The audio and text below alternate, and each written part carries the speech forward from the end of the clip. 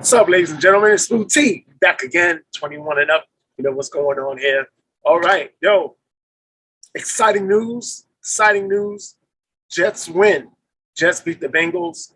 Jets beat the Bengals. I didn't think they were going to beat the Bengals. I didn't have them on my list, but they did.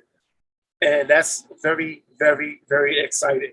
The Jets beating the Bengals. Well, first of all, Zach Wilson is hurt. He's going to be out for about 3 or 4 more weeks. So Mike White comes in, plays in Jersey, and comes up with the win with one of the best teams in the AFC, the Cincinnati Bengals. They were 5-2 at the time. The Jets was 1-5. Mike White came in and they did the job. The defense did what they were supposed to do. The receivers did what they were supposed to do. We finally got an interception, first one this season. So that was huge for them. So I'm very happy, man. I'm happy that the Jets won. You know, when the Jets win, it's a good week for me. Also, the Orlando Magic, they've played a few games this past week. We'll talk about them. We'll talk about the New York Jets. We'll talk about the Orlando Magic, the Miami Heat. So the Jets beat the Bengals 34-31. Total yards. Jets had 511 total yards. They normally don't get 511 total yards. 8 penalties for the whole game. That's not too bad. 3 turnovers to 1. That was bad, but 2 of them was on tips. 6 third downs. That's pretty good compared to 4. 414 yards passing. 405 of them came from Mike White. The last time a Jet quarterback threw for 400 yards was Vinny Testaverde. You're talking about my days as a season ticket holder of the New York Jets. Very good times, I must say. 3 passing touchdowns. Jets with 97 rushing yards, 41 for the Bengals. Understand something here now. The Cincinnati Bengals, they beat some pretty good teams recently.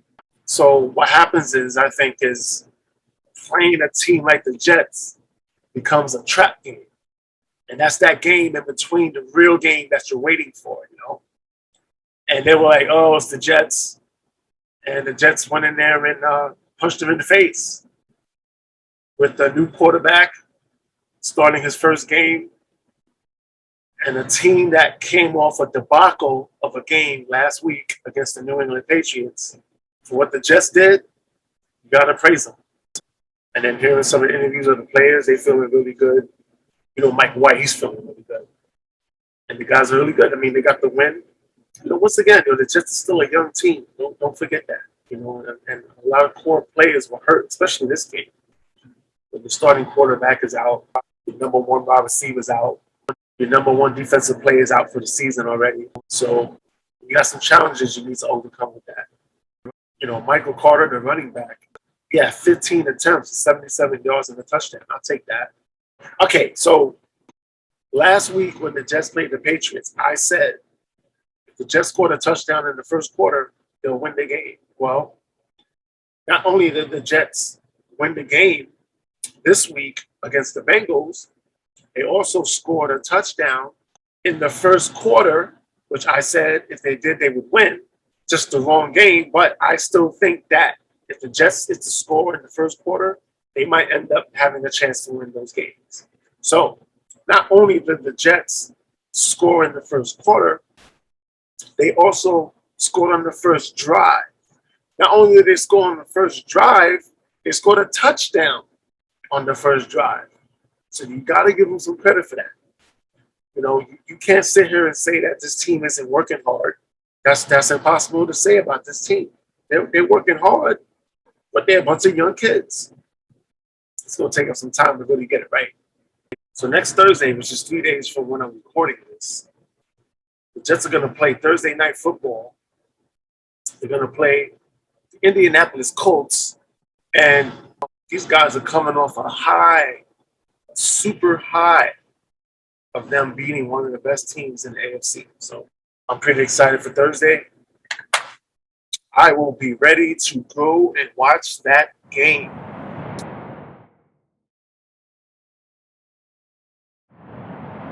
So let's talk about the Orlando Magic real quick. From a win-loss percentage, they're not doing too well. They are just 1-6, and they are 4.5 games out of the top spot in the Eastern Conference, which is right now controlled by the New York Knicks. Are you kidding me? So that's what it's looking like now, ladies and gentlemen. So after 7 games, the Magic wins 1. The New York Knicks are leading the Eastern Conference in their 1 loss because the Knicks are 5-1. Their 1 loss came to the Orlando Magic. It was a home at home. The Knicks came to Orlando, whooped the Orlando Magic's butt in Orlando, and then 2 days later, Orlando went to New York and beat them back. You want to check out some player stats? Okay, so like I said before, 7 games in, the Magic are 1-6. Right now, they are averaging 102.3 points per game, which I don't see that as bad. I mean, anything over 100 is pretty good. Field goal percentage, actually, so we take that back. They got 102.3 points a game, which is 25th in the NBA. They got a 43% field goal percentage, which is 21st in the NBA. They got a 366 field goal percentage, which is 7th in the NBA. So that's pretty good. Free throw percentage, 74.8, 75%, 19th in the NBA. Rebounds, they're getting about 44.5 rebounds a game, is 24th in the NBA. Assists, 21.6, so almost 22 assists in the 6 games. 5.3 steals, which is 30th in the NBA. 4.6 blocks, which is 19th in the NBA. From a statistical standpoint, the Orlando Magic is below average, but you're going to expect that from the type of team that they have this year. The thing I'm looking at, though, is I watched mostly all those games.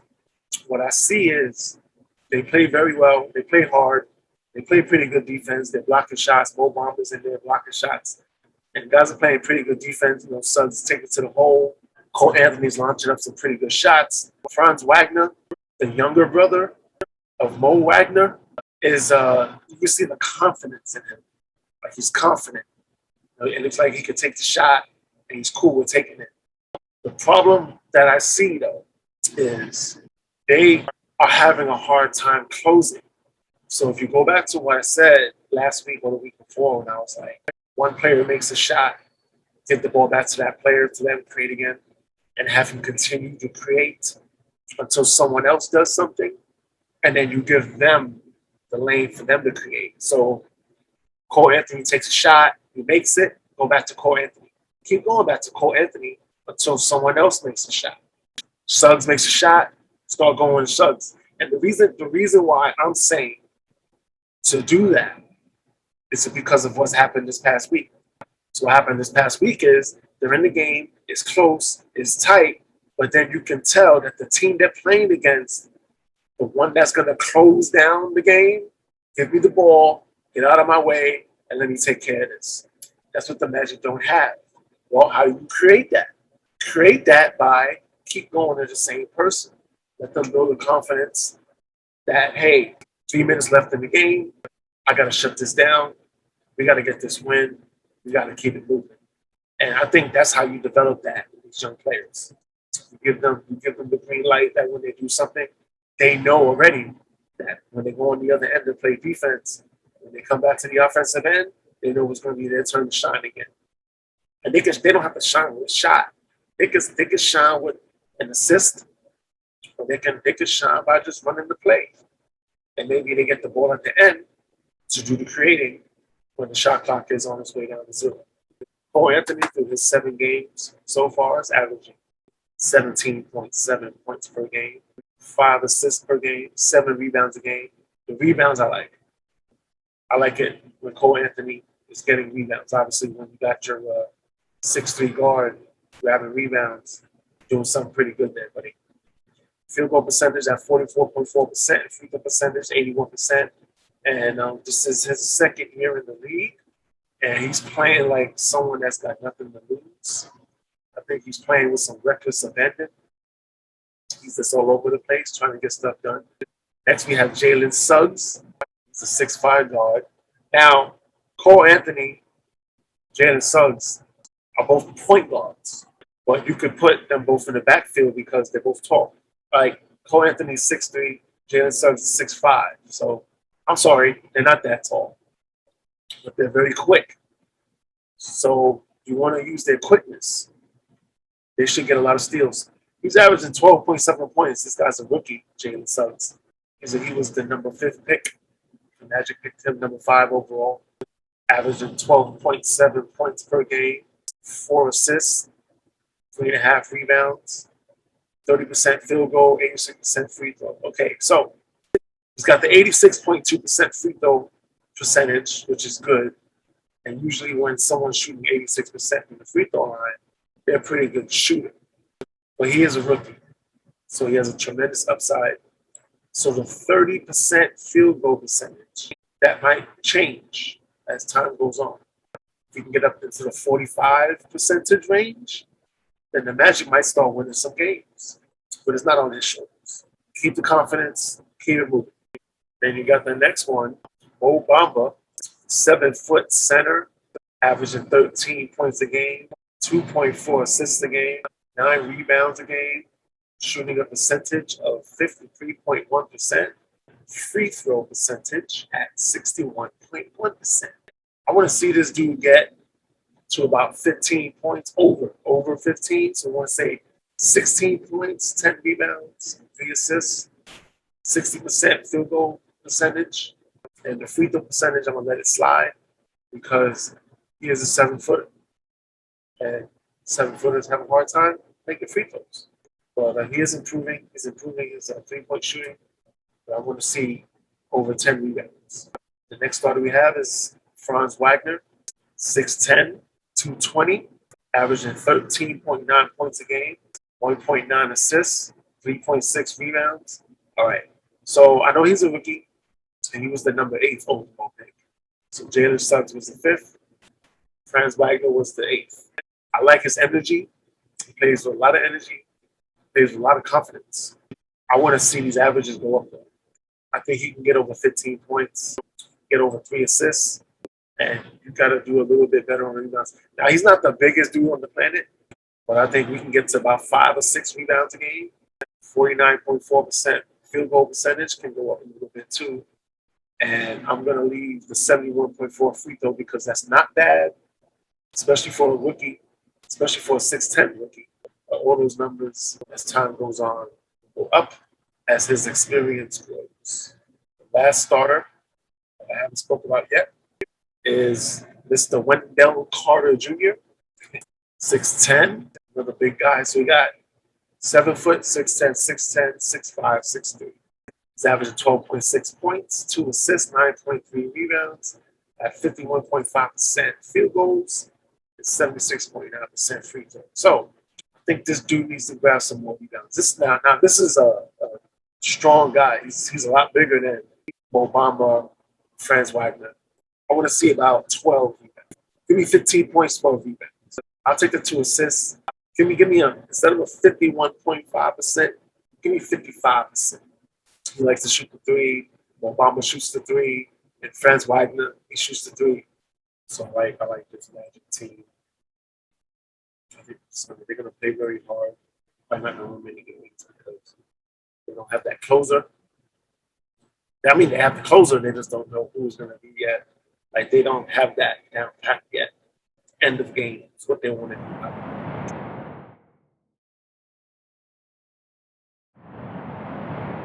Now, the team that is really impressive so far is this Miami Heat team.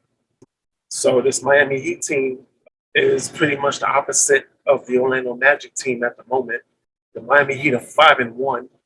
They lost to the Pacers. They lost 102-91 to the Pacers at Indiana.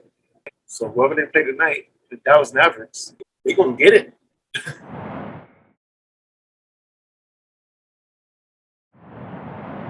The Giants, they play Kansas City tonight, Monday night. Once again, we got players out. Saquon Barkley not playing today with the ankle. Daniel Jones, I think, is playing today. Kansas City is not doing too well. Neither is the Giants. So it should be a pretty evenly matched game. Unless Kansas City is in the locker room talking about, man, we done with this shit. Let's just fucking go out here and kick somebody's ass. But when Football, first of all, football is a very hard game to play. We all know that. But then you got a team that done went to the Super Bowl 2 years in a row. Won the first one, lost the second one, and now they're trying to make it to a third one. 3 for 3, 3 in a row. It's not easy to do. You got other teams looking at this saying, yo, we need to beat these guys. These guys can't be on the top anymore. So then when these guys come into play, they're ready to win. Another thing with Kansas City is Patrick Mahomes. In football, when you got players that have that huge contract, as the years go on, it's hard to win because now they don't have the money to afford to get other players to come in and help. And that could be the problem right now with Kansas City Chiefs. It's be a fun game. I wonder if you guys are watching. Are you watching Peyton Manning and Eli Manning? You the commentators. That's pretty enjoyable.